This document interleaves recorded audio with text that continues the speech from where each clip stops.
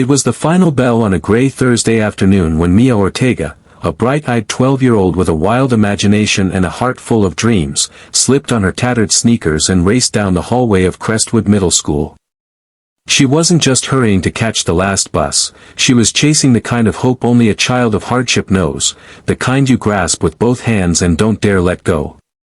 Her father, Mr. Ortega, had been the school janitor for 8 years. A kind, quiet man with calloused hands and tired eyes, he never missed a day of work. Every mop stroke and every emptied trash can was a love letter to his only daughter. The staff liked him well enough, but he was invisible to many, except to Principal Hawkins, who saw him as little more than a background fixture. Mia was different. She knew every corner of the school, every loose tile, and every creaky stair. She helped her dad after hours, giggling as she pushed the mop bucket and humming as they swept the gym together. But she also knew what it felt like to eat lunch alone, to have your clothes whispered about, and to never quite belong. Everything changed the day Mia submitted a short story to the statewide Voices of Tomorrow contest. It was about her and her father, a janitor who was secretly a knight, protecting the kingdom, school, from dragons, bullies, and darkness, poverty. The story was raw, beautiful, and above all, true. Her English teacher, Mrs. Lane, cried when she read it and sent it off with a letter of recommendation. 3 weeks later, Mia's name was on the list of finalists.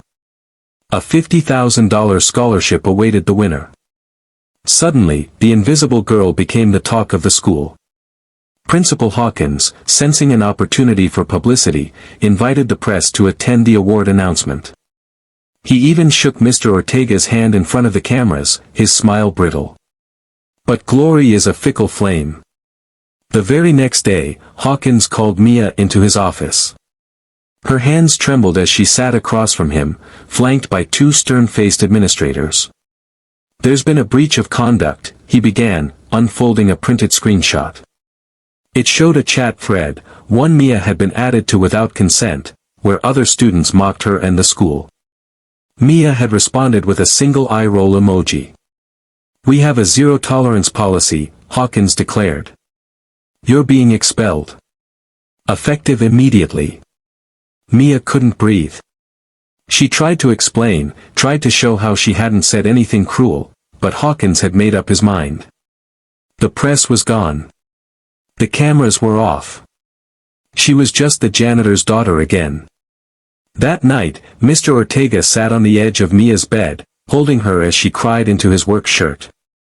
He didn't have words. Only pain. But stories have strange ways of echoing.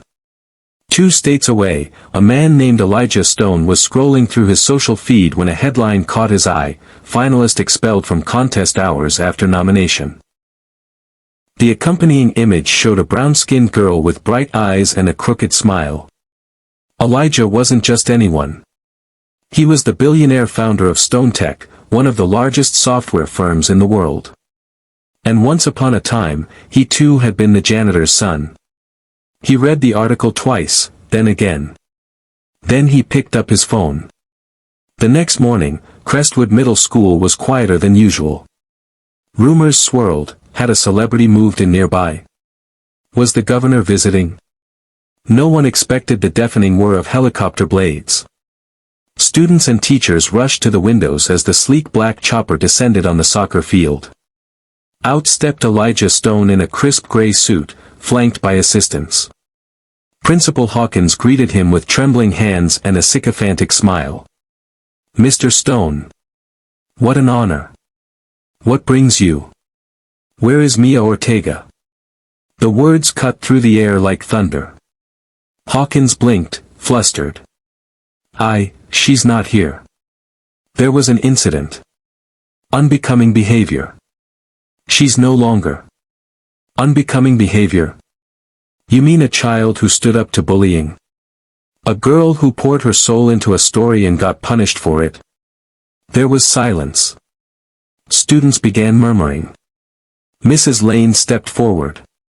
"She's at home. She hasn't left her room."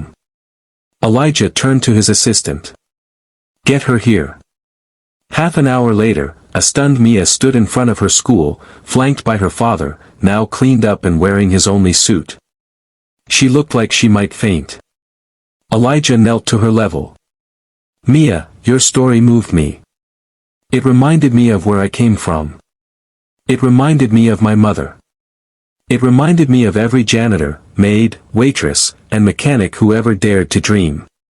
He stood and faced the crowd. "This school should be proud to have someone like her. But since they aren't, I will be. Then, to Mia, I'm offering you a full scholarship to any private school of your choice. And when you graduate, a full ride to any college in the country. If you want to intern at my company when you're older, the door is open. You are not invisible, Mia. You are exceptional." The crowd erupted. Students cheered. Teachers wept. Principal Hawkins tried to step in, to salvage his image, but it was too late. A week later, he quietly resigned. Mia started at a new school that fall. One where she wasn't the janitor's daughter, just a girl with stories to tell.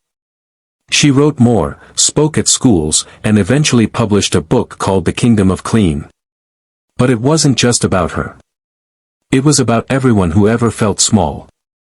Everyone who ever got swept aside. And everyone who needed to be reminded that kindness isn't weakness. The Billionaire's helicopter came and went.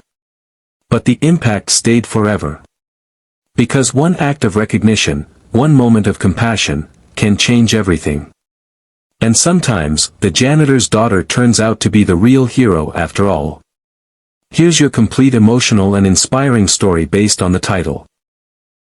If you'd like to adjust the pacing, tone, or add more dialogue or details, I can help revise it. Want to turn this into a voiceover script, short film, or audiobook next?